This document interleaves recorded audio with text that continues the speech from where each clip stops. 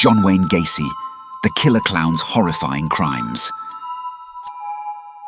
In the 1970s, a wave of fear swept across the suburbs of Chicago, Illinois, with the revelation that a seemingly friendly man, who often dressed up as a clown for local parties, was hiding a dark and deadly secret. This man was John Wayne Gacy, later known as the Killer Clown. In this video, we will delve into the shocking story of John Wayne Gacy, exploring his double life, the victims who fell prey to his brutal crimes, and how he managed to evade justice for years. Born in 1942 in Chicago, Gacy grew up in an abusive household. His father was an alcoholic who frequently beat him, which left a lasting impact on his psyche. Despite the abuse, Gacy worked hard to gain his father's approval, though he often fell short. As an adult, Gacy seemed to be a well-adjusted member of society. He was a successful businessman who ran a construction company, was active in his local community, and even volunteered as Pogo the Clown at children's parties. This seemingly cheerful persona masked the darkness within him. In the 1960s, Gacy's first run-in with the law occurred when he was convicted of sexually assaulting a teenage boy. He was sentenced to 10 years in prison, but served only 18 months. Upon release, he resumed his normal life, but the seeds of his future crimes had already been planted. In the mid-1970s, young men and teenage boys in the Chicago area began to vanish. Many of them were runaways or hitchhikers, and their disappearances went largely unnoticed, which allowed Gacy to continue his predatory behavior without drawing much suspicion. Gacy targeted vulnerable individuals, often offering them work at his construction company or inviting them to his home with promises of money, drugs, or alcohol. Once inside his house, he would overpower them, using handcuffs and tricks involving his clown persona to gain their trust. After restraining his victims, Gacy would proceed to assault and strangle them to death, often with a rope tightened by a stick in what he called the rope trick.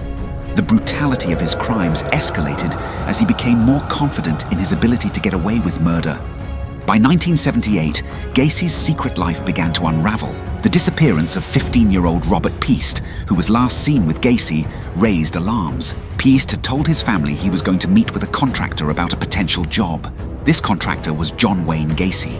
Following Peast's disappearance, the police obtained a search warrant for Gacy's home. What they found was disturbing.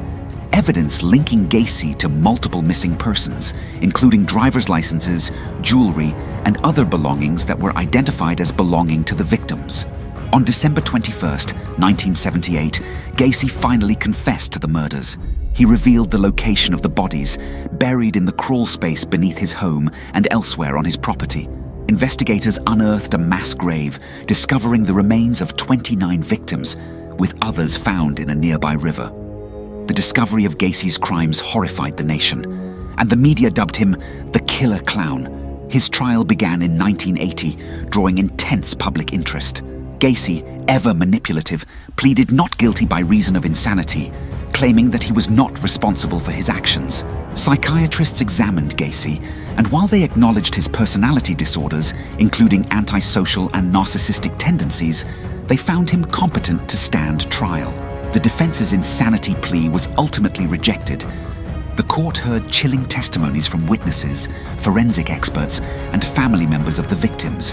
Gacy himself took the stand, showing no remorse for his actions and often appearing defiant and arrogant.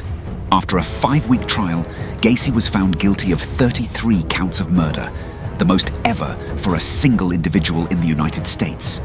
At that time, he was sentenced to death, a decision that was met with relief and satisfaction from the public.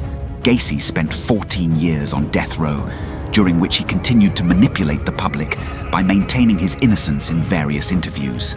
He even turned to painting, creating disturbing self-portraits and clown images, which were sold and exhibited, adding another layer of notoriety to his name. On May 10th, 1994, Gacy was executed by lethal injection at the Stateville Correctional Center in Illinois. His final words, "Kiss my ass," reflected his lifelong lack of remorse. The case of John Wayne Gacy left a lasting mark on American society. It brought attention to the vulnerabilities of young men, highlighted flaws in the criminal justice system, and sparked conversations about the hidden dangers behind seemingly normal facades. Gacy's crimes have been the subject of numerous documentaries, books, and films. His story remains a haunting reminder that evil can hide in plain sight, behind a mask of friendliness and normalcy. John Wayne Gacy's story is one of deception, manipulation, and unimaginable horror. He shattered the illusion of safety in suburban America, showing that anyone, even a cheerful clown at a birthday party, could be a monster in disguise. What are your thoughts on the case of John Wayne Gacy, the killer clown? Let us know in the comments below. Don't forget to like, subscribe, and hit the notification bell for more true crime stories that uncover the darkest parts of human nature.